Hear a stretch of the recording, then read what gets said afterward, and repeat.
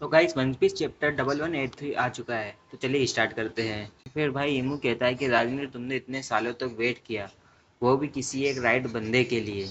तो ये सुनकर रागनेर बहुत तेजी से चिल्लाता है और लोकी भी कहता है कि ये क्या तुम बकबक कर रहे हो, मैंने तुम्हारे जैसा बंदा नहीं देखा। तो फिर इमू कहता है कि लोकी और स्ट्रॉ हैट लूफी, तुम दोनों मुझे सर्व करने के लायक नहीं हो, मैं तुम दोनों को मिटा दूंगा जैसे कि मैंने डोजान को मिटाया था।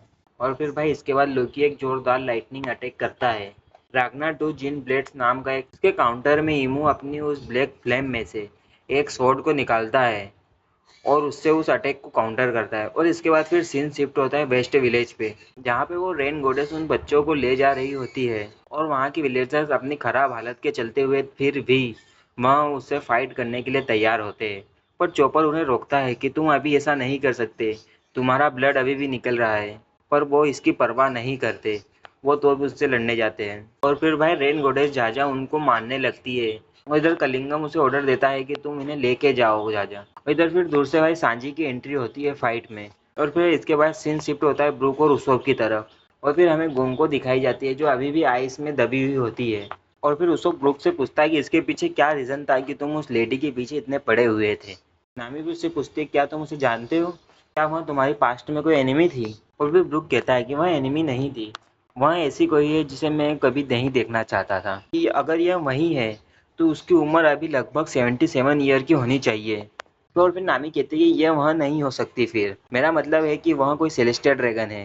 पर मैंने उसे लास्ट टाइम देखा था जब वह मेरी जुआ गई थी और वह मेरे होम टाउन की प्रिंसेस थी। और भाई फ्रेंकी दूर से आता है और ब्रूक को कहता है कि वहाँ अभी भी जमी हुई है, पर शायद वहाँ अभी जिंदा है। और फिर ब्रूक उसी समय को याद करता है, वो वहाँ नहीं है तो उसने मुझे क्यों वहाँ से निकलने को बोला और उसे मेरा नाम कैसे पता। कुछ ऐसा लगा कि उसकी दो पर्सनालिटी है, जैसे पहली कि उसने हमें बचाया और दूसरी वहाँ डिमन फॉर्म।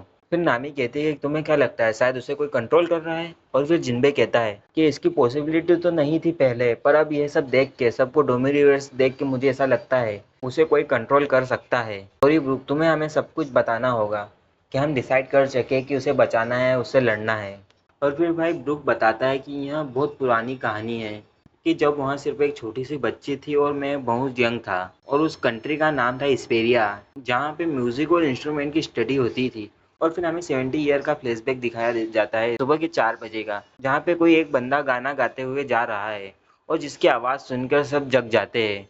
और वहाँ पे प्रिंसेस सूरी भी जगती है। और फिर ब्रूक गाना गाते हुए एक निका पोज करता है और सुबह होती है। और फिर भाई हमें वही पैनल दिखाया जाता है जहाँ पे प्रिंसेस सूरी ब्रूक का हाथ पकड़ के कहीं जा रहे होते हैं। और फिर भाई प्रिंसेस सूरी कहती है तुम बहुत स्ट्रांग हो मेरी मम्मा की तरह। और फिर भाई ब्रूक कहता है कि तुम्हारी मदर बहुत ज़्यादा स्ट्रांग है और मेरी लाइफ में मैं सिर्फ उनसे ही प्यार करता हूँ। और फिर प्रिंसेस सूरी कहते हैं किसी भी मैरिड लेडी के प्यार में पड़ना गलत है।